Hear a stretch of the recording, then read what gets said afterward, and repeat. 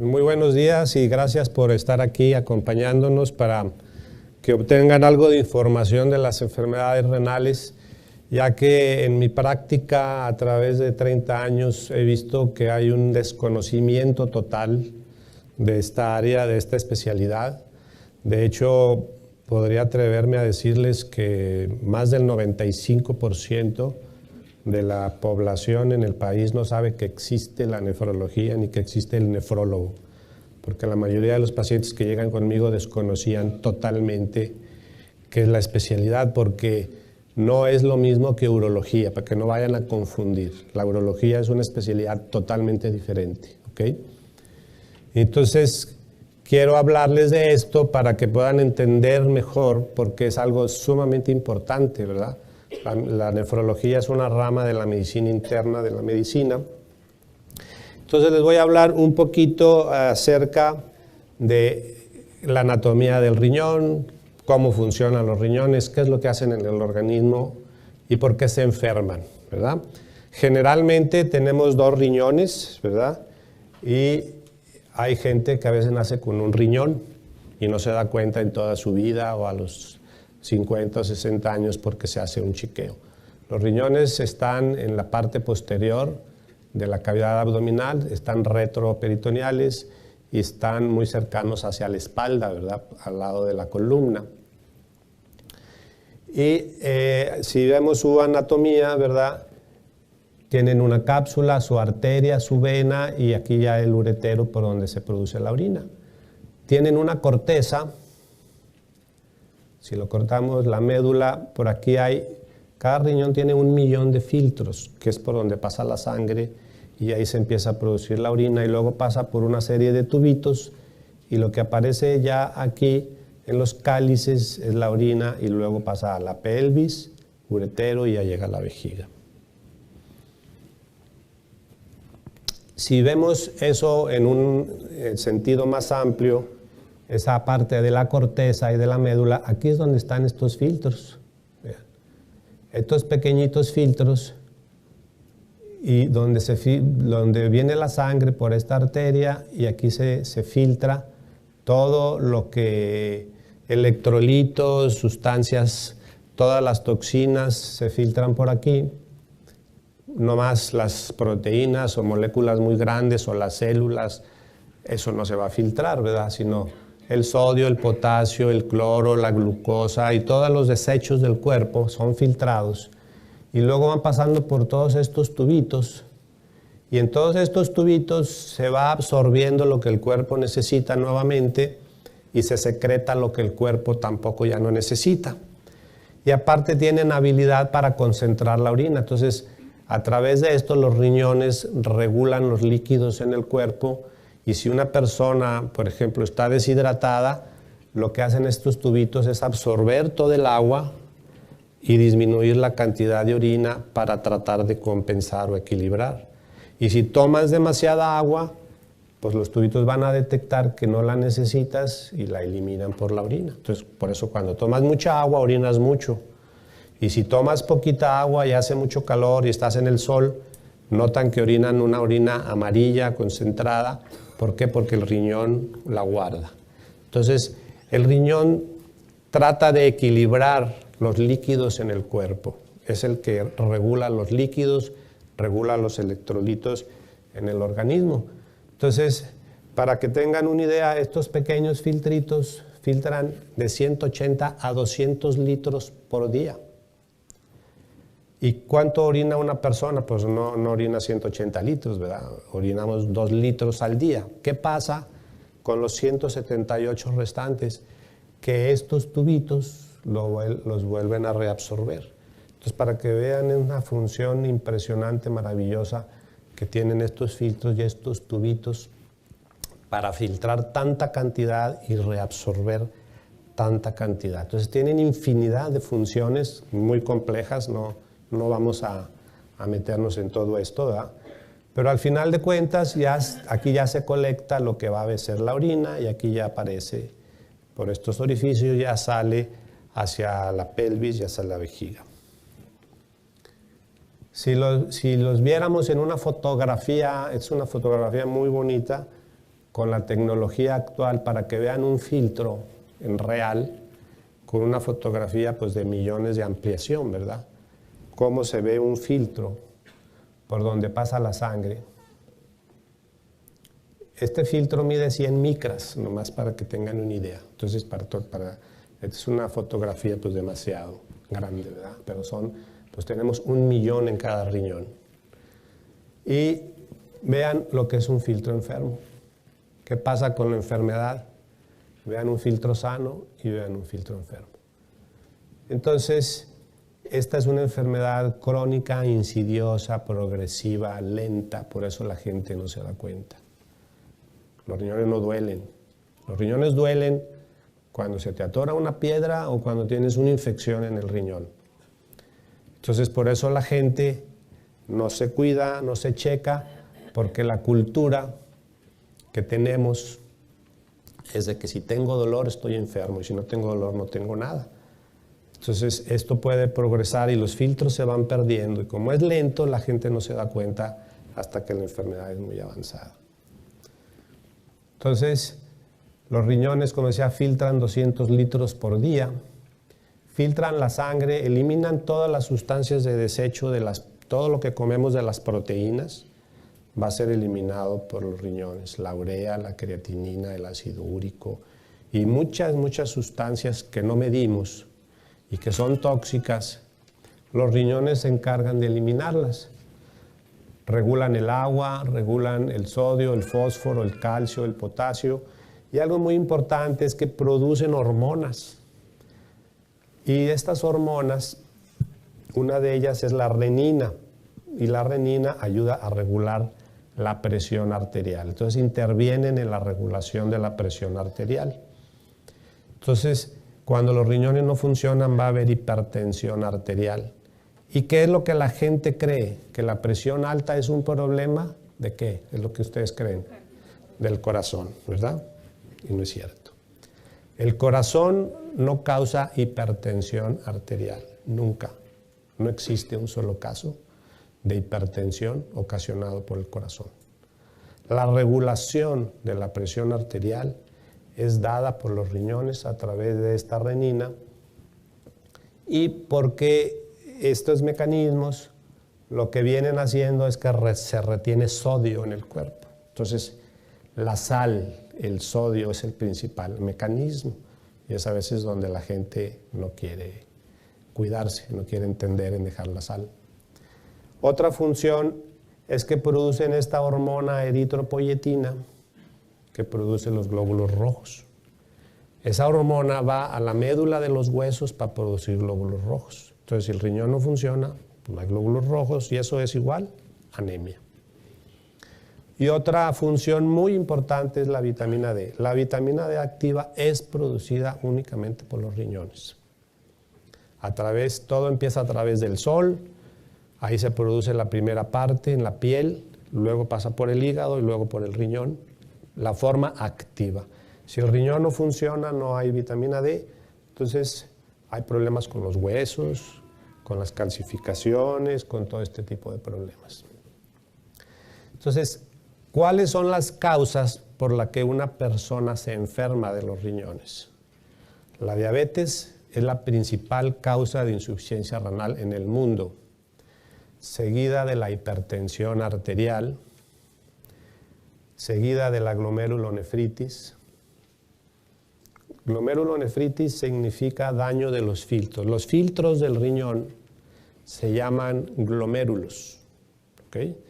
Y esos filtros se inflaman o se dañan por muchas enfermedades que pueden ser autoinmunes, donde tu mismo cuerpo forma anticuerpos contra ellos y los ataca. O enfermedades sistémicas como el lupus. El lupus eritematoso es muy común en las mujeres latinoamericanas jóvenes. No es raro, es muy común. Y el órgano que más afecta el lupus eritematoso es el riñón. Esa es otra causa de insuficiencia renal.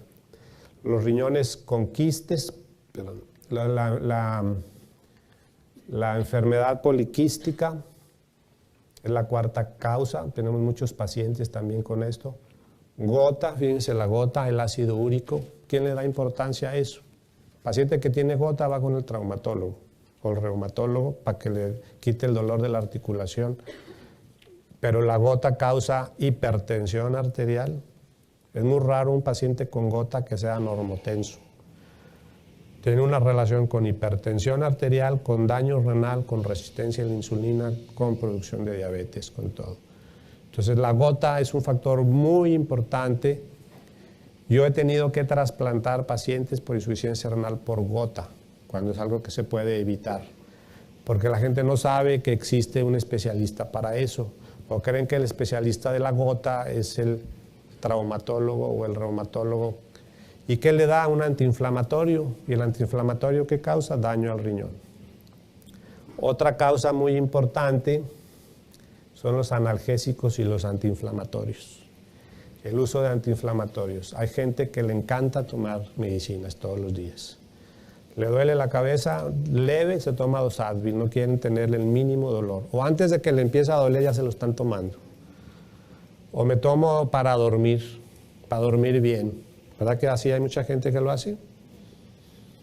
Y entonces, diclofenaco, Flanax, naproxeno, ibuprofeno, ketorolaco, Dolac, Supradol, Voltaren, Cataflam, todo eso. Acabo de ver un niño con insuficiencia renal aguda, un niño de 1 año, por Cataflam. Pues tenía gripa y le dieron Cataflam para la fiebre.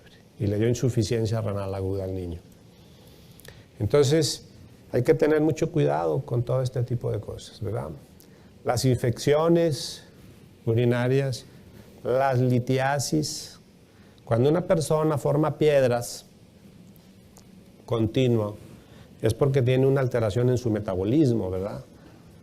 Entonces, hay que estudiarlo a ver por qué las produce. Sin embargo, la gente con una piedra, ¿con quién va? Urólogo, ¿verdad? Y el 90% de las piedras se eliminan solas. No necesitas el urólogo, porque el urólogo es un cirujano que va a extraer piedras. Pero el urólogo no te va a estudiar por qué las produces. Y si tú estudias por qué las produces, puedes curar el problema y evitarte esos dolores o cirugías tan intensos que luego te hacen. También he tenido que trasplantar pacientes que perdieron los riñones por piedras, ¿verdad? Cuando dices, no debería de haber sido eso, ¿verdad? Entonces, estos casos son muy importantes y vean, la diabetes, la hipertensión, la glomerulonefritis, todo esto, que son las más comunes, dañan el 100% de los riñones sin que tengas un solo dolor en los riñones. Eso que les quede muy claro. Porque la mayoría de desgraciadamente los nefrólogos, la mayoría de los pacientes los vemos en la etapa terminal de la insuficiencia renal. Porque no nos lo refieren antes. Entonces, al checar a los pacientes, y a veces ni siquiera les informan que tienen insuficiencia renal, quieren que nosotros les demos la noticia, porque su doctor no se atreve a decírselos. Entonces, al interrogarlos, les digo, ¿eres diabético? No, yo era diabético, ya no soy, porque ya no me sube el azúcar. ¿Qué pasa? Que con la insuficiencia renal, la insulina no se elimina, se acumula, entonces el azúcar empieza a bajar y el paciente cree que ya se curó. Y no se curó, ahora tiene todas las complicaciones de la diabetes. Pero entonces, imagínate que yo le diga, tus riñones no funcionan, vas a necesitar diálisis. ¿Saben qué es lo primero que me dicen? A mí nunca me han dolido los riñones, doctor. Entonces yo no estoy enfermo de los riñones. Para que vean la cultura que tenemos. Usted está equivocado, está mal. Y el paciente se asusta con eso, a veces ya no vuelve, o es un choque, es un conflicto para él. Imagínate que te digan tus riñones no sirven cuando nunca te han dolido. Entonces por eso este concepto tiene que quedar muy claro. No esperen que los riñones les duelan en este tipo de enfermedades, porque nunca les van a doler. Y en los años 60 la causa más común era esta, y ahora pasó al tercer lugar. ¿Y eso por qué? Porque cada vez tenemos más gente obesa en el país. Y ya estamos peleando el número 1. Pero tenemos el concepto de que estar gordo es estar sano, estar bello, ¿verdad? Yo tengo pacientes que han bajado de peso por su salud para estar mejor e inmediatamente después llegan, doctor, estoy asustado, ya no quiero bajar de peso. ¿Por qué? Porque toda mi familia, todos mis amigos me dicen que qué me pasa, que si me estoy muriendo, que si estoy grave. Nomás para que vean el concepto que tenemos de salud. Tienen que entender una cosa, la obesidad es igual a muerte, ¿ok? Es igual a enfermedad, no es tener salud, ¿ok? Entonces, como les decía, los riñones son los que regulan la presión arterial y si los riñones no funcionan, pues vamos a tener hipertensión arterial. Todos los pacientes con enfermedad renal tienen hipertensión arterial. Entonces a veces no sabemos qué fue primero, si los riñones dañados causaron hipertensión o la hipertensión causa daño renal, ¿verdad? Es un círculo vicioso. ¿Y eso a qué nos lleva? A tener enfermedades del corazón. Entonces, la hipertensión daña al corazón, no el corazón causa hipertensión, ¿ok? Pero así como la hipertensión daña el cerebro, daña el riñón, daña los ojos. Yo he tenido pacientes que se han quedado ciegos por hipertensión. ¿O qué puede causar la hipertensión? Una hemorragia cerebral, un infarto cerebral, un infarto en el corazón. Y todo eso es silencioso. Hay millones de personas en la calle con hipertensión que no saben que tienen hipertensión arterial. Entonces, los huesos también. Si el riñón no funciona, vamos a tener problemas con los huesos. ¿Por qué? Porque no va a haber vitamina D y la vitamina D hace que se absorba el calcio que comemos. Entonces, si no hay vitamina D, no hay calcio, hay descalcificación de los huesos, vienen dolores en los huesos, debilidad, fracturas, y también eso causa calcificaciones en las arterias. Por eso los pacientes tienen enfermedad del corazón, se calcifican las válvulas, se calcifican las arterias coronarias, se calcifica la aorta, todo se calcifica porque intervienen mecanismos muy complejos de regulación. Al querer regular esa baja de calcio, se empieza a secretar una hormona que está al lado de las glándulas tiroides, son glándulas paratiroides, y esas empiezan a secretar una hormona que se llama paratormona. Entonces la paratormona, queriendo compensar, saca el calcio de los huesos. Y mucho de ese calcio va a dar a las arterias. Y todas las arterias se tapan. Entonces estos pacientes van a tener osteoporosis. Y mucha gente no relaciona riñón con osteoporosis, ¿verdad? ¿Cómo que tiene que ver el hueso con el riñón? No lo entienden, ¿verdad? Y ese es todo el mecanismo que sucede. Entonces también causa problemas mentales. Ya se ha visto que una función renal de un 30 a un 60% hay problemas cognitivos, hay dificultad para la memoria, para concentrarse, para muchas cosas. Eso está totalmente ya demostrado, ¿verdad? Entonces viene la anemia, como les decía, ¿por qué? Porque no hay eritropoyetina, la hormona que produce el riñón para producir los glóbulos rojos. Entonces estos pacientes van a estar anémicos. Y a veces es el motivo de consulta, van con el médico y el médico le dice, toma hierro, te falta hierro. Y no se da cuenta que el paciente tiene insuficiencia renal. Porque todo lo relacionamos, la anemia, ¿con qué lo relaciona la gente? Con alimento y con hierro. La gente cree que comiendo se quita la anemia. Yo tengo gente de 200 kilos bien anémicos, ¿ok? Y comen demasiado y están bien anémicos. Y a veces cometen errores. ¿Por qué? ¿Cuáles son las recomendaciones de la comadre y de la abuelita? Caldo de frijoles, ¿verdad? Espinacas, lentejas. Y todo eso en un paciente con insuficiencia renal es veneno, está prohibidísimo, ¿verdad? Y ahí le están dando todo ese mugrero y el paciente viene con el potasio bien alto y el fósforo bien alto. ¿Por qué? Porque los riñones regulan el potasio, el fósforo. Entonces, si el riñón no funciona, te sube el potasio y el potasio puede parar el corazón. Y muchas cosas tienen mucho potasio, las lentejas tienen mucho potasio, las espinacas, las acelgas, todo eso. Pero esa es la creencia, ¿verdad? Dale y dale y dale todo eso, ¿verdad? Y es un error. Y eso, si no le pones la hormona, nunca le vas a quitar la anemia, aunque le des 3 kilos diarios de espinacas, ¿verdad? Entonces, para que vean la problemática, 1 de cada 10 adultos tiene insuficiencia renal crónica. Es un problema de salud muy serio en el mundo y es un problema de salud muy serio en México, muy costoso, demasiado costoso. Por eso tenemos que hacer prevención, no esperar a que los pacientes nos lleguen en la etapa terminal, sino necesitamos prevenir.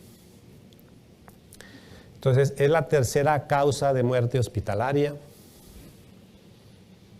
Es una enfermedad silenciosa, como les digo, no duele, por eso la gente no se cuida.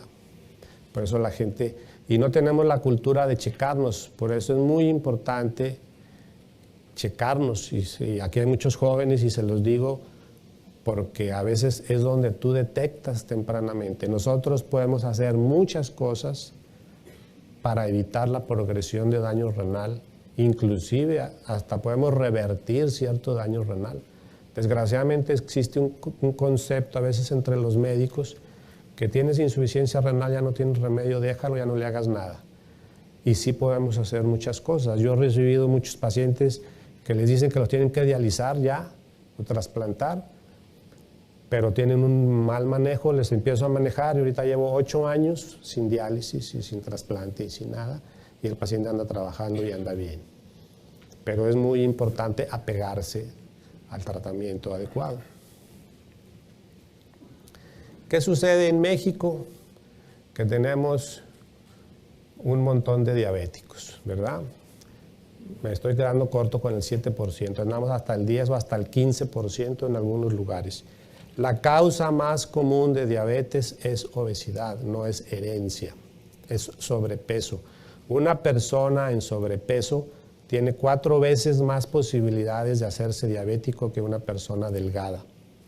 Entonces, por eso está aumentando tanto la diabetes, porque ya estábamos en los primeros lugares de obesidad en el mundo y se supone que somos un país tercermundista, que no tenemos que comer, ¿verdad? Aparentemente, pero en el ejido más lejano del país hay gansitos y hay la marinela y está la Coca-Cola, ¿verdad? Ahí está todo ese mugrero, ¿verdad?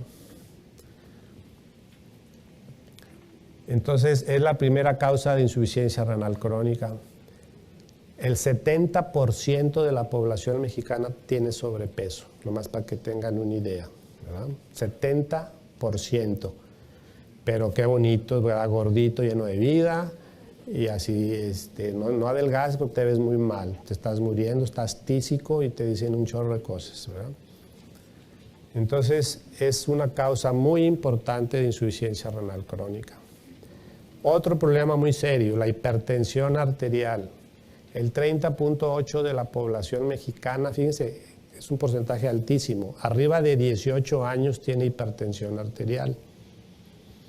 La hipertensión arterial no es un problema de la gente grande o anciana, como muchos creen. La hipertensión arterial empieza en la juventud, desde jóvenes, no es un problema de viejos, es de jóvenes. Y eso va a llevar a la insuficiencia renal. Pero en este país el 75% de la gente consume exceso de sal. Y mucha gente me dice, doctor, la sal es la vida, ¿por qué me la quita? Pues le digo, la sal es la muerte. No es la vida, es la muerte, pero si quieres, pues tú cómele, al cabo aquí estoy para atenderte, ¿verdad? Entonces, es un problema. ¿Cuántas de ustedes, antes de probar la comida, le vacían todo el salero al plato? Un montón, ¿verdad? Nomás se ríen, ¿verdad? Porque es lo que hacen. Y todo lo que se comen que no debe de ser bien salado, ¿verdad? Entonces, nos falta mucha cultura respecto de eso, de la alimentación. Ahorita hay una iniciativa mundial para disminuir el consumo de sal en el mundo. Creo que en Nueva York ya están prohibidos los saleros en los restaurantes o están tratando de hacer eso. Entonces, cuando un paciente tiene insuficiencia renal, como es silenciosa, es lenta, progresiva a través de los años. Por eso la gente no se da cuenta hasta la etapa final y entonces dice, ¿cómo si yo nunca me sentí mal? ¿Por qué? No lo puedo creer. Entonces, nosotros lo medimos con la filtración glomerular. de los filtritos, los glomerulitos, medimos cuánto filtran. Y es normal pues cuando tiene más del 90%, pero con el paso del tiempo va disminuyendo. El estadio 2 es entre 60 y 80, el estadio 3 es cuando funciona entre un 30 y un 59%. Aquí es donde les decía que aquí ya hay muchos problemas cognitivos, de memoria, de concentración, de todo. Y va disminuyendo hasta que ya a menos de 15% tenemos que ir viendo la posibilidad de diálisis o trasplante en un paciente. Generalmente yo inicio diálisis un paciente cuando su función renal anda en un 10%. Y hay millones de gente en la calle ahorita con hipertensión arterial que no saben que son hipertensos. Hay millones de gente en la calle que tienen insuficiencia renal en estadio 4 que no saben que tienen insuficiencia renal. Entonces, cuando algo les sucede, dicen, ¿por qué? Si era muy sano, no sé qué le pasó, ¿no? Pues, ¿cuándo te checaste? ¿Cuándo te hiciste un análisis? Si nunca te checas, pues no puedes saber. Tenemos que entender que las enfermedades de este tipo son silenciosas y son cosas muy graves. Entonces, ¿qué pasa ya en el estadio 5 de la insuficiencia renal crónica? Cuando ya esto es permanente, es irreversible, y acuérdense, los riñones son órganos vitales, no podemos vivir sin riñones. Entonces, si el riñón llega a 5% o a 0%, la persona se va a morir, o se dializa, o se muere, o se trasplanta. Entonces, es donde empieza la terapia sustitutiva. La terapia sustitutiva es la diálisis, ¿verdad? La diálisis, que puede ser peritoneal, usando el peritoneo como membrana intercambiadora de sustancias y de toxinas, en donde se pone un catéter, ¿verdad? Este catéter va dentro del peritoneo y se infunde el líquido que está en la cavidad, se deja 1 hora y luego se vacía la bolsa, porque en esas horas hay el intercambio de toxinas y salen las toxinas. Luego le pones otra, y así cada hora la estás poniendo y sacando para ir sacando las toxinas del cuerpo, ¿ok? Y se va a hacer 20 o 25 cambios para hacer una limpieza.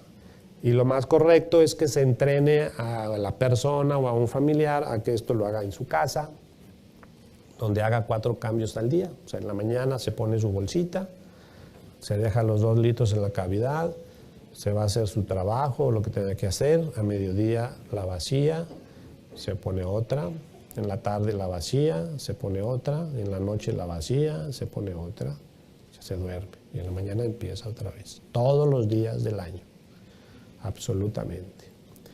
O hay algunas maquinitas que mientras estás dormido, la maquinita está haciendo el cambio, pone líquido y lo saca, pone líquido y lo saca. Es un procedimiento que no duele, no es molesto. Yo he tenido pacientes que estudian, que trabajan, haciéndose su diálisis. No la satanicen la diálisis. La gente oye esa palabra y se asusta, se quiere morir. ¿Por qué? Porque hay mucha desinformación. Porque todos en México nos creemos doctores y todos nos creemos expertos.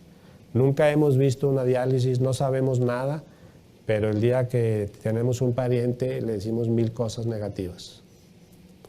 No te dejes, es muy molesta, te acaba, te consume, te desgasta. Son puras mentiras, todo eso. Es lo único que te puede mantener vivo. Y yo he tenido pacientes en diálisis peritoneal por 15 años. Otro procedimiento es la hemodiálisis. La hemodiálisis va a usar un riñón artificial.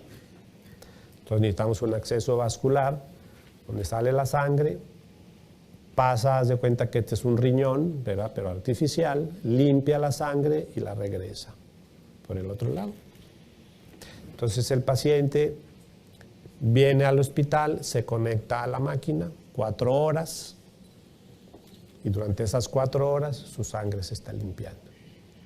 Entonces la urea, la creatinina, el ácido úrico, el potasio, todas las toxinas salen. Entonces aquí ya todo lo que sale se va al drenaje. Todas las toxinas se van al drenaje. Si el paciente viene 3 veces a la semana, por decir lunes, miércoles y viernes. Entonces, hay muchos pacientes que no aceptan porque la comadre le dijo que era muy malo. Entonces, a mí se me han muerto pacientes porque la comadre le dijo que no se dializara. Y le hacen más caso a la comadre que al doctor. O le dicen que es súper dolorosa. Entonces, me ha tocado que yo viene el paciente, le pongo su catéter, y está con los ojos cerrados, esperando el dolor intenso que le dijo su comadre. Lo conecto, lo empiezo a dializar y ahí lo dejo y me voy a ver todos los demás pacientes. Regreso en media hora, está esperando el golpe, el señor. Y le digo, ¿cómo se siente? Bien, ya llevamos media hora de diálisis. Digo, no, no puede ser, doctor. No siento nada. Pues fue lo que yo te dije, que no ibas a sentir nada. Pero es que, ¿por qué no me duele? Si mi comadre me dijo, pues ve a consultar con tu comadre, ¿para qué venías conmigo? Ve con tu comadre, a ver cómo te va a curar tu comadre, ¿verdad? Con pelos de elote o cola de caballo, palo azul, charrasquilla, porque toda la gente va a todo eso, ¿verdad? Que no cura para nada y ahora células madre, les ponen células madre en la panza, y que no sirven para nada, pero ahí van a gastar su lana, ¿verdad? O la orinoterapia. Otra vez me llegó un paciente con orinoterapia, ¿verdad? Se estaba tomando su orina todas las mañanas. Le dije, ¿qué tal sabe? ¿Está buena o qué? Es un poquito amarguita. Le dije, pero te la tienes que tomar calientita para que te cure, ¿verdad? Si no, no cura. Le dije, pero si le pides tantita a tu esposa y la mezclas, te curas más rápido. Entonces, nomás para que vean en dónde está la lógica. ¿Sí? ¿Qué es la orina? Un desecho del cuerpo. Entonces, ¿cómo ese desecho que tú ya lo desechaste, te lo vas a volver a ver, saca la basura de tu casa y luego vuelve a guardar otra vez para curar el mal olor? Es lo mismo, ¿no? Entonces, la gente cree que si te hacen mucha diálisis, estás muy grave, y es al revés. Si tú estás envenenado y te están sacando el veneno, entre más te lo saquen, pues es mejor, ¿no? Entonces, oiga, doctor, pues no me dialice 3 veces, dialíceme más una. Pues que mi comadre me dijo que más una. Le dije, bueno, pues, ¿quieres venir cada 15 días? Pues ven cada 15 días. ¿Quién es el que está envenenado? Pues tú. Yo no estoy envenenado, tú sí. Cada 2 meses te la pongo, si tú quieres. Entonces yo les pongo un ejemplo muy sencillo. Ustedes producen basura en su casa. O no se produce basura. Todos los días, ¿verdad? O dejan de producir. Siempre vas a estar produciendo basura en tu casa. ¿Y el camión qué pasa? Lunes, miércoles y viernes, ¿verdad? Entonces, cuando pasa el camión, hoy no la quiero sacar, aquí la quiero tener guardada, ¿eh? Deben hasta dentro de 15 días, aquí la voy a guardar. Entonces, ¿qué va a pasar en tu casa? El olor, las cucarachas, y vete a saber qué tantas cosas más. Es un ejemplo muy simple, ¿verdad? ¿Con qué frecuencia te quieres limpiar, desintoxicar de tu organismo, ¿verdad? Entonces, también la hemodiálisis pues no duele y nada. Ahora, no es curativo, ¿verdad? Pero te mantiene vivo, Y hay mucha gente que trabaja. Aquí llegan pacientes a las 6 de la mañana, se conectan y a las 10 ya están trabajando. He tenido doctores que no han dejado de trabajar. Terminan su diálisis y a los 10 minutos los ves en urgencias pasando visita. O a veces me dice, oye, ya desconéctame porque tengo el consultorio lleno y ya me quiero ir a trabajar. Entonces, lo que pasa es que la gente se invalida. Hay mucha gente muy débil emocionalmente o muy nerviosa, muy aprensiva o con una actitud negativa que se invalida. No, estoy muy malo, ya no se levantan, no comen, salen se van a su cuarto, se acuestan y así se la pasan, se mueren, ¿ok? Entonces hay que tener una actitud positiva. Aquí ha habido pacientes que han estado 12 años, 15 años en hemodiálisis, ¿verdad? Entonces, es algo que no deben de ser tan negativos porque a veces le hacen mucho daño a la gente y a veces la gente se muere por la información inadecuada que tienen sobre estos procedimientos. Y pues es una máquina de diálisis, ¿verdad? Para hemodiálisis. Y bueno, ¿qué es lo que más puede rehabilitar a una persona? o reintegrar a una persona con insuficiencia renal es el trasplante renal. Aquí ven el riñón acá, ¿verdad? Estos riñones ya no sirven, ya no funcionan, entonces ya sea que un familiar le done o que se ponga en una lista de espera para recibir un trasplante de una persona fallecida, y el riñón se pone aquí abajo en la pelvis. Aquí, ¿por qué? Porque aquí están las arterias donde se pueden conectar la arteria del riñón a la ilíaca, la vena, y el uretero pues aquí directo a la vejiga, ¿verdad? Entonces es más sencillo ponerlo acá. Nos falta mucha cultura de la donación de órganos, mucha cultura. En México hay más de 10,000 pacientes esperando por un riñón. Yo creo que aquí en Monterrey debe haber unas 1,000 personas esperando un riñón en lista de espera. Y de donadores fallecidos yo creo que tendremos unos 20 o 30 al año nada más en toda la ciudad. Y sabemos que hay hospitales donde hay mucha gente con muerte cerebral que puede donar, ¿verdad? La gente que tiene muerte cerebral está muerta legalmente, ¿verdad? Que el corazón esté latiendo, eso no es que esté viva, porque la gente cree que si el corazón está latiendo, la persona está viva, y eso no es cierto, ¿verdad? El único órgano insustituible y que no se puede trasplantar es el cerebro, todo lo demás se puede trasplantar, todo. Entonces, cuando se muere el cerebro, la persona está muerta, pero con la tecnología actual, nosotros podemos tener los órganos funcionando por horas o días nada más, porque una muerte cerebral van a dejar de funcionar los órganos. Entonces, es el momento de procurarlos y que donen. ¿Para qué quieren que esos órganos se pudran, se los coman los gusanos o los incineren si le pueden dar la vida a alguien? Lo que pasa es que somos muy egoístas, tenemos muy mala cultura, o a veces es que mi mamá quiere que se vaya completo, doctor. Entonces, bueno, y si te sacaron una muela ya no vas completo. Te operaron del apéndice, ya no vas completo. O llegas al cielo, checklist, a ver, le falta el apéndice, se va al infierno, le falta un riñón, se va para el infierno. O sea, no te reciben si no vas completo. En el cielo no necesitan los órganos se necesitan aquí en la tierra, ¿verdad? Entonces necesitamos quitarnos ese egoísmo, necesitamos quitarnos esa actitud negativa, de esa actitud que tenemos ante la muerte. La gente se sorprende con la muerte, es de lo único que estamos seguros. Yo no tengo otra cosa más segura más que me voy a morir. Aquí en el hospital, el primer trasplante que se hizo fue en 1975. Fue el primer hospital privado en México en hacer un trasplante de riñón. Y se los digo porque la gente cree que eso es algo experimental. Hay mucha gente que cree que no se hacen trasplantes, que es algo nuevo. Esto es un procedimiento de rutina actualmente. No es experimento ni estamos investigando. Es algo sumamente establecido. Tenemos medicamentos nuevos, muy buenos, muy efectivos para evitar el rechazo de los órganos. Entonces, actualmente hay más de 129,000 mexicanos en falla renal, en terapia de diálisis, en alguna terapia de diálisis. Es el país que más diálisis peritoneal hace en el mundo, ¿verdad? Por falta de cultura y de todo, porque hay países donde ya nada más hay pura hemodiálisis.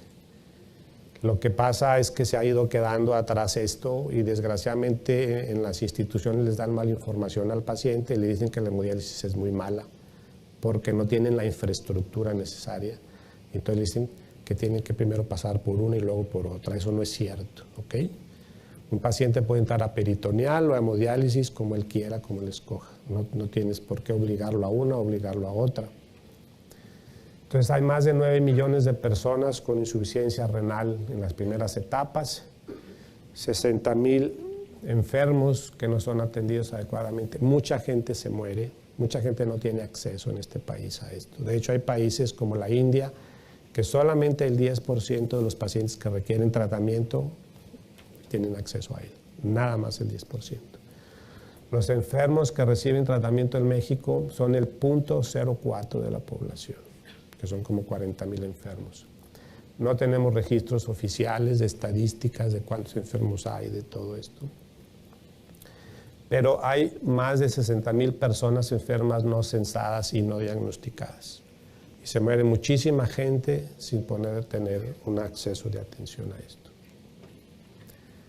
Yo les voy a recomendar 7 formas nada más de ayudar a sus riñones, de estar sanos, ¿verdad? Hacer ejercicios regularmente, controlar la glucosa en la sangre. Acuérdense, para los que son diabéticos, la glucosa normal es 100. Ser diabético no significa traer más de 100. Desgraciadamente hay médicos de 150, está bien para ser diabético, ¿sí? Vas a terminar en una máquina de diálisis.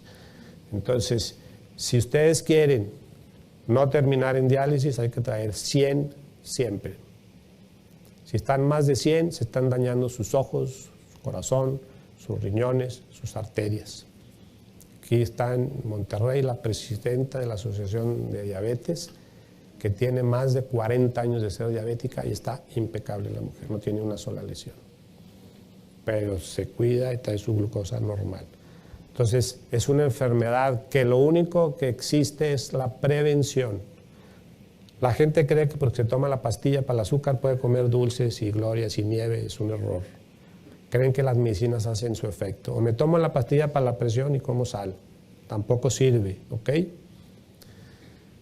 El monitoreo de la presión arterial, hay que traer la presión bien. Bajar el consumo de sal. Acuérdense, la sal no es la vida, es la muerte. El tabaquismo es muy mal. Además, el fumar aumenta el 50% de cáncer renal. Para el diabético es lo peor, aumenta la progresión de daño renal. Cualquier daño renal que tengas, el tabaco lo va a aumentar la progresión en forma muy importante. No automedicarse, cuidado con los analgésicos y los antiinflamatorios. Revisen su función renal. Si tienen antecedentes familiares de diabetes, de hipertensión, de obesidad o de cierto daño ya preexistente o quistes en los riñones. Si cualquier antecedente de algún familiar con esto, chéquense, revísense porque puede haber problemas. Y que quede muy claro, el especialista de los riñones es el nefrólogo, ¿ok?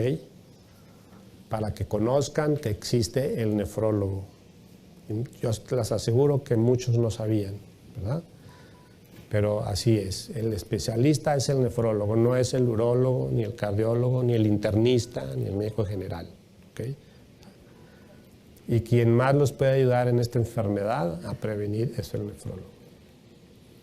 Entonces, sus riñones están bien, ¿verdad? Entonces, hay que checarse, hay que tener unos riñones saludables para tener una calidad de vida mejor.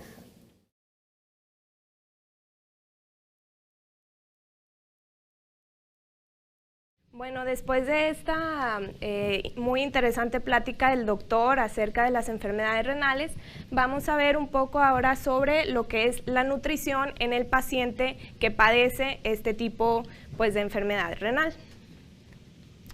¿Qué vamos a ver más o menos en esta presentación? Bueno, va a ser la nutrición en los pacientes renales en cuanto al aporte calórico, de calorías, el aporte proteico, otros nutrientes importantes que se tienen que cuidar y se tienen que tomar en cuenta en estos pacientes, como vitaminas y minerales, tales como el sodio, el potasio, el fósforo y la cantidad de líquido que pueden ingerir las personas.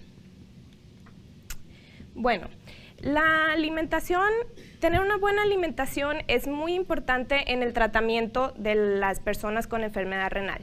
Muchas personas dicen, bueno, no, ya estoy tratándome con el médico, ya tengo yo mis medicinas, ya me están hemodializando, entonces puedo comer lo que quiero, no me voy a cuidar, como quiera, ya las medicinas se van a ocupar de mi enfermedad. Pero esto no es así. La nutrición va a variar dependiendo del progreso de la enfermedad y de la función renal de cada paciente. La función renal, como lo estaba comentando el doctor, se mide a través de la tasa de filtración glomerular, que esto es lo que nos dice qué porcentaje de nuestro riñón está trabajando correctamente. Y la tasa de filtración glomerular va a depender de la creatinina que hay en sangre, que es un valor de laboratorio que sale en la sangre, de la edad, del género y de la raza del paciente. Si la tasa de filtración glomerular disminuye, va a haber cambios en los requerimientos de nutrientes, proteínas y calorías. Entonces, no se puede individualizar una dieta para todo mundo. Tiene que ser una dieta específica para cada paciente. Y los objetivos de la terapia nutricional. ¿Cuál es el objetivo de tener una buena alimentación, de tener una alimentación balanceada? Bueno, primero que nada, pues es disminuir la progresión de la enfermedad, que la enfermedad ya no avance para que no lleguemos a la etapa terminal de la enfermedad en donde se requiera la hemodiálisis o un trasplante renal, ¿verdad? También hay que prevenir la malnutrición porque, como ya nos explicó el doctor, con la enfermedad renal se va a ver acompañada pues por muchos cambios en las vitaminas, va a haber anemia, por ejemplo, y eso tenemos que evitar la malnutrición aportando los nutrientes adecuados para cada paciente. Asimismo, pues el objetivo es disminuir los productos tóxicos de desecho y prevenir los síntomas de la uremia. ¿Qué es el aporte calórico? Bueno, el aporte calórico es cuántas calorías estamos ingiriendo durante el día en nuestra dieta. Con un adecuado aporte calórico se van a cubrir los requerimientos de energía para todo el cuerpo.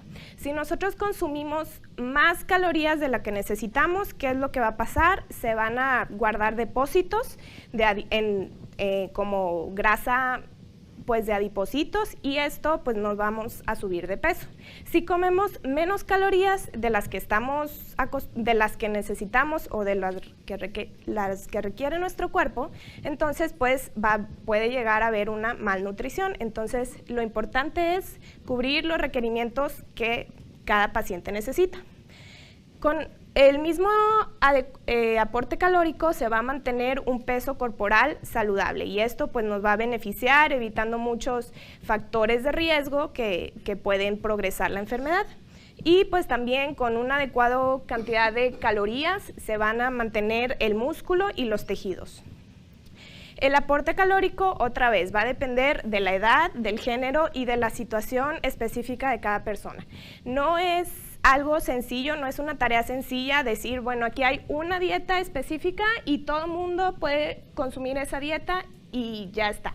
No hay una dieta general, se debe individualizar cada caso según pues la situación de cada paciente y de cada persona. El aporte proteico, ¿qué es esto? Pues es la cantidad de proteína que estamos consumiendo en el día. Y las proteínas, nuestro cuerpo las requiere para preservar el músculo o la masa magra, para reparar tejidos y también nos va a ayudar a combatir las infecciones. Muchos de los pacientes que tienen enfermedad renal a veces se va a restringir un poco lo que es la cantidad de proteína. Se debe de restringir a 1.8 gramos de proteína por kilogramo de peso. Por eso les digo que va dependiendo del peso de cada persona y de la situación. Pero entonces, ¿qué es lo que tenemos que hacer? Tenemos que consumir la proteína que tenga la mejor calidad para nosotros. Si nosotros vamos a estar consumiendo cierto margen de gramos de proteína, pues esta proteína debe ser la mejor calidad. ¿Y cuáles son los alimentos con mejor calidad de proteína? Bueno, pues tenemos lo que es la carne magra, el pollo, el pavo, el pescado y las claras de huevo. Hay muchos alimentos que contienen mucha grasa. La carne, por ejemplo, pues la carne tiene bastante cantidad de grasa y hay que saber qué tipo de alimentos escoger. Por ejemplo, si comemos un chicharrón, una barbacoa, algo así, pues sí tiene proteína, pero no es de la mejor calidad porque nos está dando muchas grasas. Las grasas son buenas, hay cierto tipo de grasas, hay dos tipos de grasa, la grasa que viene de origen animal y la grasa que viene de origen vegetal. Las grasas de origen animal son ricas en grasas saturadas. ¿Y qué van a hacer estas grasas saturadas? Bueno, estas nos van a tapar las arterias, se van a depositar la grasa en las arterias. ¿Y qué va a suceder? Bueno, puede haber arteriosclerosis y muchos problemas cardíacos. Entonces, hay que tratar de consumir las proteínas que tengan la menor cantidad de grasa y de colesterol, porque la grasa que viene de origen animal es la grasa que tiene el colesterol, y generalmente los pacientes con enfermedad renal van a tener altos sus niveles de colesterol, de triglicéridos, de lípidos, entonces hay que cuidar también mucho ese aspecto. Ahora vamos a pasar a lo que es vitaminas y minerales. Muchas de las funciones de nuestro cuerpo requieren de una cantidad específica de vitaminas y minerales. ¿Qué ocurre en los pacientes en enfermedad renal? Bueno, hay muchos cambios en estos requerimientos. ¿Por qué? Pues ahorita vamos a ver algunas de las causas. ¿Por qué va a haber un cambio en la utilización? Nuestro cuerpo, cuando está en un estado de enfermedad o en un estado patológico, va a cambiar la manera en que se van a absorber ciertas vitaminas y en que se van a utilizar también esas vitaminas o minerales. ¿Y por qué? Porque hay una retención de desechos tóxicos en el cuerpo. Entonces, esto va a afectar también a que las vitaminas y los minerales se puedan utilizar correctamente. Pues obviamente los pacientes en enfermedad renal van a estar bajo un tratamiento médico con fármacos y medicamentos, y estos muchas veces pueden impedir que se absorban estos minerales o que se utilicen correctamente. Asimismo, pues el paciente en enfermedad renal va a tener un cambio en su dieta y va a haber restricciones de ciertos grupos de alimentos, como ahorita lo vamos a ver, y pues por lo mismo a lo mejor no va a estar cubriendo sus necesidades de vitaminas y minerales. Y como también ya lo expusieron anteriormente, pues va a haber una producción deficiente de vitaminas, como la vitamina D, porque el riñón está enfermo y no puede sintetizar esa vitamina. Entonces, todas estas causas nos van a hacer que haya requerimientos distintos. Ahora vamos a pasar con el sodio, que es, yo creo que es la base para el paciente en enfermedad renal. Más que todo, lo más importante que tenemos que cuidar en la alimentación es el sodio. ¿Por qué? Porque como ya vimos, la enfermedad renal siempre va a ir unida a la hipertensión. Siempre. Entonces, el sodio, ¿qué es lo que va a causar? El sodio es un mineral, y si se consume en exceso o si se consume pues en cantidades que excedan lo que debemos de estar ingiriendo, ¿qué va a pasar? Va a dañar la función renal. ¿Por qué? Porque hace trabajar mucho más al corazón y al riñón. También va a aumentar la presión arterial, nos va a causar falta de aire, y si ya tenemos hipertensión, pues va a empeorar esta hipertensión y va a producir edema o hinchazón en los pies, en los párpados, en las extremidades. Entonces, todo esto nos va a evitar que se mejore la enfermedad. Si nosotros consumimos sodio, no va a haber manera. No hay manera aunque estén con pastillas, aunque estén bajo un tratamiento médico, aún y cuando estén en hemodiálisis, porque mucha gente dice, no, pues yo como lo que sea, que al cabo que pues ya estoy en hemodiálisis, la máquina me lo saca todo y pues no hay problema. No, así no funciona, porque también el sodio pues afecta en muchas otras cosas como la hipertensión arterial. Entonces, ¿por qué se tiene que quitar la sal? Pues porque la sal está compuesta de cloruro de sodio. Entonces, pues tiene sodio y hay que eliminar la ingesta de sal en nuestros alimentos. Hay muchas otras fuentes de sodio que a veces nosotros no sabemos que contienen sodio. La mayoría de los productos empaquetados, todo lo que viene empaquetado contiene sodio. ¿Por qué? Porque el sodio es un excelente conservador.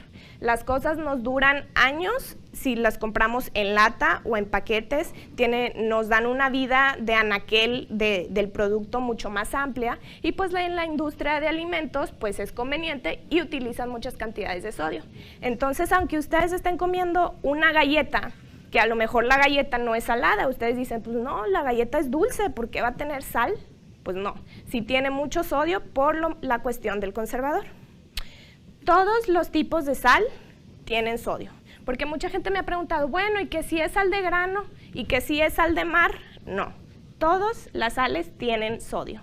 También las sales light, hay muchas sales light ahorita en el mercado que dicen, bueno, sí, son reducidas en sodio, pero aún así siguen teniendo sodio y en pacientes en la enfermedad renal, no, pues estas no se pueden consumir.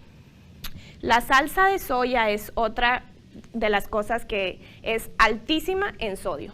Típico que todo el mundo va a la comida china, a la comida japonesa y le echa toneladas de salsa de soya. Bueno, 2 cucharaditas de 5 milímetros, de 5 milímetros de mililitros de salsa de soya tienen 590 miligramos. Y ustedes no nada más le echan dos cucharaditas, le echan la mitad del bote o lo que sea. Entonces, ahí ya nos estamos echando muchísimo sodio a nuestro organismo y esto pues va a empeorar la enfermedad renal. Como les estaba comentando, todos los alimentos enlatados y empaquetados, así sean caldos de res enlatados, el atún enlatado también tiene mucho sodio, pero bueno, y ustedes me pueden decir, bueno, pero pues el atún es una muy buena fuente de proteína, es bajo en grasa, sí, es muy bueno, pero lo que se recomienda en estos casos entonces es consumir el atún. Ya hay unos atunes que vienen en sobre. Esos sí tienen algo de sodio, pero tienen mucho menos que lo enlatado. ¿Por qué? Porque viene sellado al vacío y esto pues hace que no se requiera tanta cantidad de conservador para mantener el alimento pues fresco.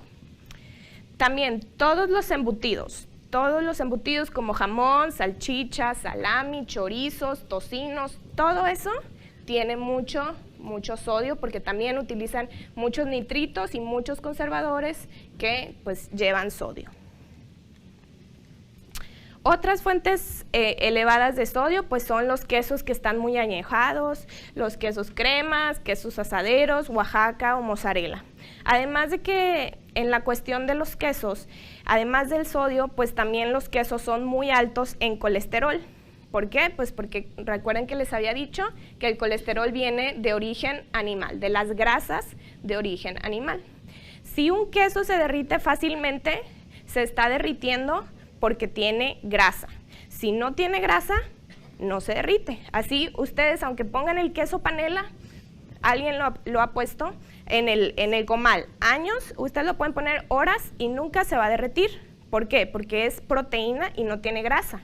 Solo suelta el suerito, pero no tiene grasa. Pero un queso, no sé, Oaxaca, un queso mozzarella, se derrite rapidísimo. ¿Y qué es lo que se está derritiendo? Pues se está derritiendo la grasa y el colesterol que trae la grasa. Entonces también aguas con la cuestión de esos quesos. Los líquidos, refrescos. Los refrescos también, aunque sean light o no light, tienen mucha cantidad de sodio. Lo light se refiere a que si tienen azúcar o no tienen azúcar en la cuestión de refrescos. Entonces nosotros, pues en el país, como ya estaban comentando, somos yo creo el número 1 en consumo de Coca-Cola en todo el mundo, entonces hay que tener cuidado con esto también. Las bebidas embotelladas también, que los tés que vienen embotellados, las aguas de sabor que vienen en botella, todo lo industrializado tiene conservador, entonces pues tiene sodio. Otro tipo de grasas, pues como las vinagretas comerciales, también hay muchos aderezos que son light, que ustedes pueden ver, ay, bueno, tienen poquitas calorías. Bueno, le tumban a las calorías, pero le suben al sodio. No hay ningún producto que sea bajo, libre de grasa, libre de azúcar y libre de sodio. O sea, o le bajan a uno y le suben al otro, o sea, no pueden hacer magia, porque si no, pues el producto no sabría a nada.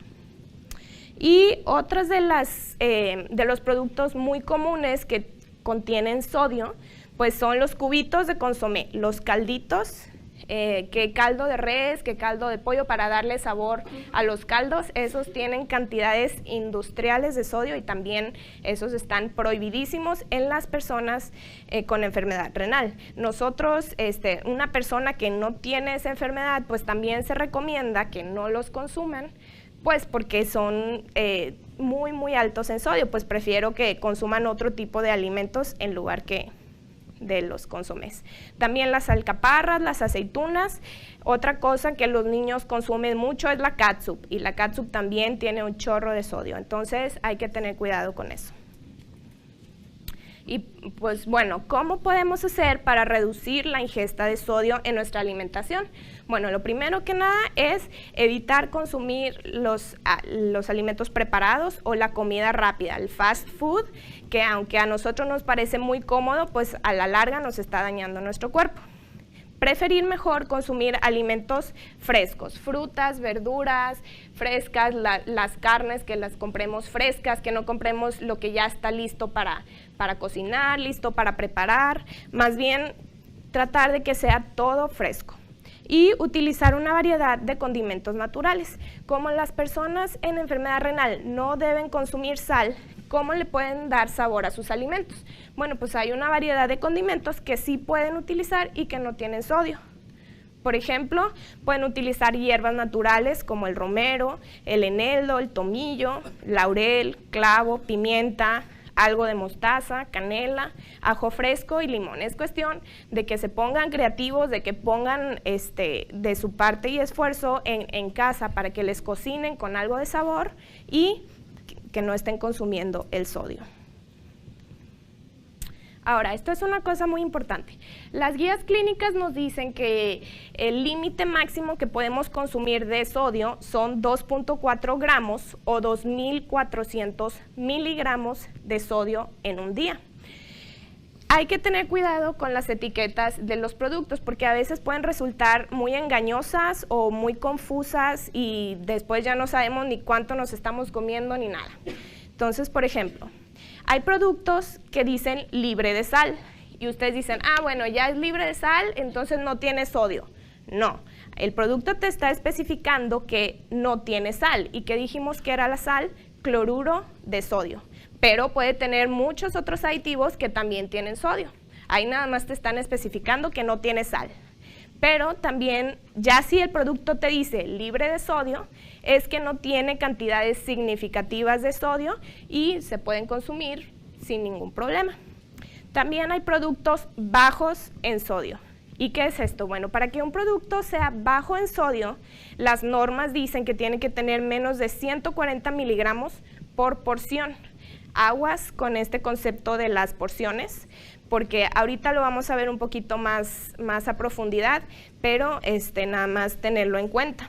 Y los productos muy bajos en sodio son aquellos que tienen menos de 35 miligramos por porción. Entonces no se me vayan a confundir porque mucha gente dice, no, pues es que yo compro tal producto y dice que es bajo en sodio. Bueno, pues sí es bajo en sodio, pero como quiera trae algo. ¿Okay? Ahora, aquí les puse un ejemplo de una etiqueta nutricional, porque a veces nosotros nos vamos con la finta de que, pues tiene poquito sodio, poquitas calorías, pero en verdad, pues no, hay que tener mucho cuidado con esto. Primero que nada, antes de leer una etiqueta, debemos de ver cuánta es la porción.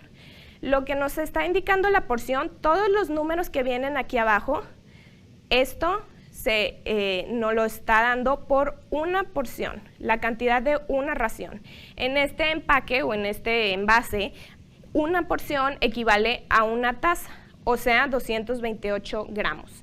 Pero todo el envase trae 2 porciones, o sea, todo el envase trae 2 tazas o 436 gramos. Entonces, si nosotros nos comemos todo el envase, no nos estamos comiendo nada más lo que dice aquí. Aquí dice, por una porción, el sodio de una porción son 470 miligramos. Ok, pero si tú te acabas todo el envase, realmente lo que tú estuviste consumiendo fueron 940 miligramos. Entonces hay que tener mucho cuidado con las porciones. Hay paquetes, hay productos que pueden llegar a tener hasta 7 porciones por envase. Y tú te lo comes todo y dices, no, pues tiene poquito. Pero ya si lo multiplicas por las 7 porciones, pues ya es un chorro. ¿Okay? Entonces nada más hay que tener mucho cuidado con eso. También hay muchos otros aditivos que tienen sodio, como les dije, la sal no es exclusivamente el sodio. También puede haber nitrato de sodio, fosfato sódico, benzoato de sodio, sal de ajo, glutamato monosódico, bicarbonato e hidróxido de sodio. Si los productos contienen estos aditivos, van a tener sodio los productos. Entonces, por ejemplo, lo que son las sopas que son instantáneas, que nada más le echan agua y ya están listas. Tienen demasiado glutamato monosódico y demasiados aditivos que pues se nos están agregando al sodio, y las personas con enfermedad renal no deben consumir sodio. Al igual como les estaba diciendo de la salsa de soya, que a todos nos encanta echarle medio bote o el bote entero al arroz chino o al arroz japonés. Ahí eso también tiene demasiado glutamato monosódico, que pues tampoco es lo mejor. Bueno, ahora ya pasando después al potasio en sí. ¿El potasio qué es? El potasio es un mineral que regula las funciones tanto del músculo como del corazón y del sistema nervioso. Un exceso o una deficiencia de potasio puede ser muy peligrosa, pero por lo general los pacientes en la enfermedad renal van a tener un exceso de potasio en el cuerpo. ¿Por qué? Porque no lo van a poder estar excretando de la manera adecuada, entonces se va a acumular en el cuerpo. Y esto, como ya nos había comentado el doctor, nos puede traer problemas cardíacos, nos puede traer arritmias que pueden llegar a ser fatales. Entonces hay que cuidar este aspecto del potasio. Los requerimientos pues van a variar según la etapa de la enfermedad renal. A lo mejor en etapas tempranas pues no va a haber que restringir el aporte de potasio, pero ya en etapas un poco más avanzadas ya va a ser necesario reducir el aporte de potasio. Y bueno, aquí les puse algo así como que muy sencillo, un tipo sistema semáforo que nosotros podemos ver, porque muchas veces no sabemos cuáles son los alimentos que contienen potasio. En general, las frutas, las verduras y las leguminosas son ricas en potasio. Entonces, para una persona con enfermedad renal, ¿qué se le va a recomendar? Se le va a recomendar que consuma alimentos con bajo aporte de potasio.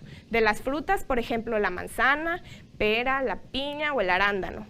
De las verduras, pues alcachofas, berros, chayote, chícharo, coliflor, ejote, espárrago, jícama, cebolla o germen de alfalfa. También hay otros que son moderados en potasio, que tienen un poco más de potasio que las bajas, pero pues también las puede consumir de vez en cuando, unas 3 veces a la semana, no hay tanto problema. Por ejemplo, frutas como la cereza, el mango, la sandía, la uva, y las verduras como berenjena, betabel, el chile poblano, el pepino y la zanahoria. Y las que de plano si un paciente tiene el potasio elevado en enfermedad renal, las que no pueden consumir son, por ejemplo, de las frutas, fresa, kiwi, plátano; de las verduras, la selga, brócoli, calabaza, champiñón, tomate, lechuga; y otros como las leguminosas. ¿Qué son las leguminosas? Todas las leguminosas incluyen frijoles, garbanzos, lentejas, alubias, habas, todo eso, que como nos estaba diciendo el doctor, la comadre te dice que comas porque tienes anemia, pero la anemia no es porque falte eso, al contrario, te va a subir más el potasio.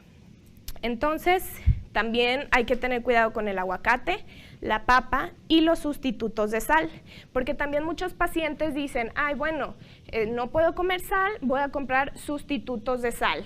Marcas comerciales que dicen que no tienen sodio, pero son sustitutos de sal. Como les dije, no hay ningún producto mágico que no tenga nada. Entonces, ¿qué va a pasar? Si no tiene sal, generalmente van a ser muy altos en potasio, altísimos en potasio. Entonces, también esos no son recomendables. Es más recomendable que lo puedan, que ustedes con sus alimentos mejor les den sabor con hierbas naturales, que son las que les expuse anteriormente. Bueno, ya pasando al fósforo, que es otro de las vitaminas y minerales que también puede causar algún tipo, que puede haber algún tipo ahí de problemas con los pacientes. ¿El fósforo qué es? Es un mineral que mantiene la salud de los músculos, los huesos y los vasos sanguíneos. En la enfermedad renal muchas veces no se elimina correctamente del cuerpo y se acumula el fósforo. ¿Y esto qué nos va a ocasionar? Nos va a ocasionar dolor en las articulaciones. ¿Por qué? Porque si el fósforo se está acumulando, esto va a causar como una cascada de muchos otros pasos, dentro de los cuales se encuentra que el fósforo acumulado va a hacer que el calcio se salga del hueso. Y al salirse del hueso, pues va a causar debilidad ósea, va a haber una descalcificación ósea y pues obviamente vamos a tener una mayor probabilidad de fracturas y la osteopenia o puede llegar a osteoporosis, como lo estaba comentando el doctor. Entonces también, en los pacientes con enfermedad renal que se tiene que cuidar este aspecto de los alimentos altos en fósforo, los que se van a recomendar son, por ejemplo, los alimentos que no tienen tanto fósforo, como el maíz, el arroz, las claras de huevo, frutas frescas, las verduras frescas, té preparados en casa, pero los tés de bolsita, no el té de polvito que le echa a todo mundo rápido. Eso pues es un producto industrializado y obviamente también tiene conservadores. Y pues bebidas gaseosas claras. Los alimentos que tienen un alto contenido de fósforo, especialmente son los lácteos. Todas las leches, quesos, yogurt, crema y nieve. Aquí sí es independiente de que si son light, que si no son light, independientemente de si tienen colesterol o no. Como quiera van a tener una cantidad significativa de fósforo y si vamos a tener que cuidar este aspecto en el paciente, pues no se recomiendan. Otros, como ya les había comentado, frijoles, lentejas. También las nueces y semillas, como los pistaches, las almendras, cacahuates, el chocolate, el cacao, la yema del huevo, además de que la yema del huevo es la que más colesterol contiene, o sea, tiene mucho colesterol, también tiene algo de fósforo. La yema de huevo, por ejemplo, hablando del colesterol, normalmente una persona requiere alrededor de 200 miligramos de colesterol al día. Si nosotros nos consumimos una yema de huevo, una yema trae 186 miligramos de colesterol. Entonces ya te echaste así como el colesterol del día con una sola yema de huevo. Entonces, y obviamente pues vamos a consumir más porque muchos otros productos contienen colesterol. Entonces también por eso no es recomendable consumir la yema del huevo. Otras de las cosas que también tienen fósforo pues son pasas, la carne roja, los refrescos oscuros, otra vez siendo light o no sean light, los tés helados embotellados y las harinas preparadas, que la harina para el hot cake, que los cereales, todo eso también tienen fósforo. Y pues una vez más vemos que los productos que son procesados, empaquetados, que no son frescos, siempre van a tener una mayor cantidad de fósforo que aquellos que son frescos, las frutas, las verduras frescas. Hay que también tener cuidado con las etiquetas de la información nutricional, porque el fósforo no es algo que te pongan ahí muy fácilmente en las etiquetas, no es un mineral que ahí te especifiquen, no se requiere, pues no está regulado que se especifique ahí. Entonces, lo que tenemos que hacer es tener cuidado con los ingredientes también. Nosotros podemos fijarnos en productos que contengan ácido fosfórico, hexametafosfato y fosfato tricálcico. Y si un producto contiene eso, pues seguramente va a ser muy alto en el fósforo. Por ejemplo, aquí les puse otra etiqueta donde dentro de toda la bola de ingredientes que tiene fosfato tricálcico. Y abajo, sal. Entonces, pues no sería un producto recomendable para una persona con enfermedad renal. Ahora vamos a pasar a la cuestión del líquido. Muchas veces en etapas tempranas de la enfermedad no se va a requerir limitar la cantidad de líquido. Ya dependiendo de la progresión puede o no requerirse que la persona limite su ingesta de líquidos. Se puede llegar a restringir las bebidas y los líquidos, pero según el padecimiento de cada paciente, según el manejo de la hipertensión, del edema que traigan ellos, entonces eso también va a depender de cada paciente. Lo mejor que nosotros podemos darle a nuestro riñón es agua natural. Eso, nada le va a ganar a eso. Eso es lo mejor que para el riñón. Obviamente, las bebidas alcohólicas, además de todos los otros efectos adversos, hacen trabajar mucho más al riñón, además del hígado, porque pues se metabolizan ahí. Las bebidas alcohólicas también nos elevan los triglicéridos, nos provocan muchas otras alteraciones y por eso se deben de evitar. Los refrescos y las bebidas embotelladas, por todo lo expuesto anteriormente, que contienen mucho sodio y mucho fósforo, pues tampoco son recomendables para los pacientes. Ahora vamos a abordar en un tema más o menos muy común hoy en día, que son los remedios naturistas. Estamos bombardeados nosotros por anuncios en la televisión, en las revistas, en todo, de productos milagro, que en 2 días tú te tomas la pastilla y se te van a quitar todos tus padecimientos, las uñas te crecen, el pelo y además bajas como 50 kilos en 2 días, o sea, puras cosas que realmente no existen. Porque hay que tener cuidado con estos remedios naturistas. Uno, porque existe muy poca información sobre estos productos. Estos productos no están regulados. No hay una organización sanitaria que esté checando que cada producto esté regulado, que se hayan probado estos productos, que estos productos realmente tengan el resultado que dicen ellos tener. Entonces, también tienen muchos ingredientes ambiguos. Dicen, ¿es natural? Pues con que sea natural, todo está bien. Pues la marihuana también es natural y aunque sea natural, pues hace mucho daño. Entonces, pues no nada más porque, ay, es natural, no hay problema, me lo puedo tomar. No, aguas. También puede tener muchas interacciones indeseables con algunos medicamentos. ¿Por qué? Pues obviamente los pacientes van a tener muchos medicamentos, muchas medicinas para controlar su diabetes, su hipertensión, su dislipidemia y todos estos pueden, si nosotros le agregamos remedios naturistas que no sabemos ni siquiera que tienen, pueden causar interacciones entre estos fármacos y pues puede ser algo, pueden dar consecuencias o resultados muy malos. La Sociedad Americana de Nefrología hizo un estudio, hizo una revisión sistemática en donde se revisaban las intervenciones para la pérdida de peso en pacientes con enfermedad renal. ¿Y qué fue lo que hicieron? Trataron de estudiar los beneficios de la pérdida de peso en pacientes pues, con estas enfermedades, pero que aún no llegaban a diálisis, en la etapa antes de diálisis. Y el tipo de intervenciones era tanto dieta como ejercicio.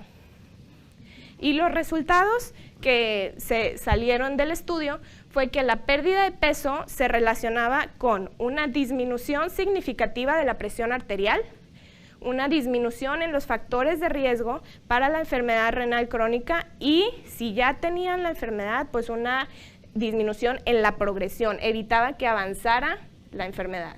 Entonces, pues aquí vemos el impacto realmente que tiene tener buenos hábitos de alimentación, tener una buena dieta, tener buenos hábitos en general de ejercicio, de no fumar y de todo. Y pues la prevención, realizar ejercicio, dejar de fumar y muy importante, si nosotros ya tenemos un padecimiento, si ya tenemos obesidad, diabetes, hipertensión, colesterol o triglicéridos altos, hay que controlarlos. Todo se puede controlar si nosotros nos atendemos correctamente, si vamos con el médico y si cambiamos nuestros hábitos de alimentación. Y recuerden que los riñones son salud y la salud de sus riñones está en sus manos.